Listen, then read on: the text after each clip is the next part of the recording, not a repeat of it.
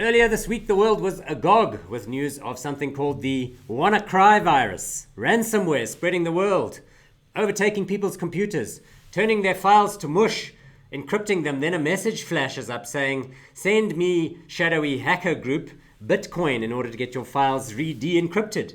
Oh my hat. But let me explain something, people. This particular virus affected people running Windows XP. That's What? right, Windows XP.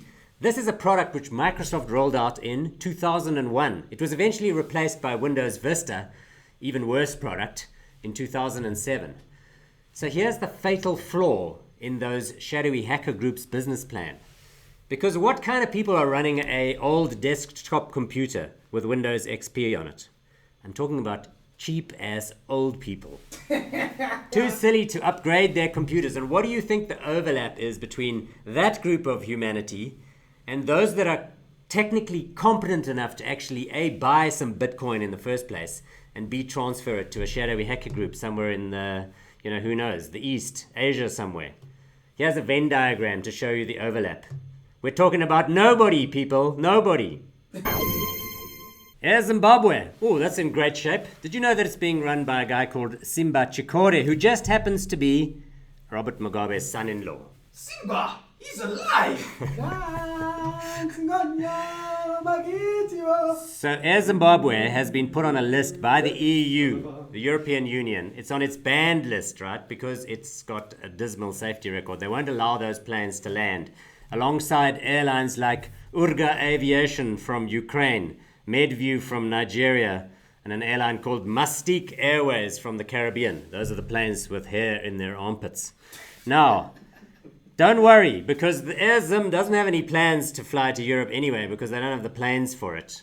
They're doing local routes every now and then when they can scrape together enough foreign exchange in order to buy some fuel to fly to Bulawayo or Dar es Salaam or Joburg. So Air Zim, one can only imagine. It last submitted financial reports apparently in 2008 and has debts of over $300 million. Goats! Right, here in Johannesburg, lots of people have trouble with their municipal bill. You might think this is a billing crisis. You get disconnected. It's a situation specific to South Africa or Johannesburg. Definitely not. How about this example from the USA? The Maryland Stadium Authority owns these mega stadiums, one worth $300 million in Baltimore, where the Baltimore Ravens NFL team plays out of. They failed to pay their bills. Trouble is, in that city, there's a law that says if someone doesn't pay the municipal rates, private investors can buy that debt, pay it off, and then foreclose and collect the money from the stadium owner. That's exactly what they did. The thing was about to go into foreclosure when the state swooped and said, whoa, wait, this is a public sector authority. They can't get their property sold on this basis. The idiot who's running the accounts for the Maryland Stadium Authority said, I knew we owed them some money, but they, didn't send me a bill, so I just thought I'd sit and wait and see what happens. People are disorganized, man. There are many, many dodgy politicians in the world. I'm looking at you, Donald Trump. And what about you, Jacob Zuma? But this great story comes from Northern Ireland. There's a fellow called David Simpson there who's running in an election.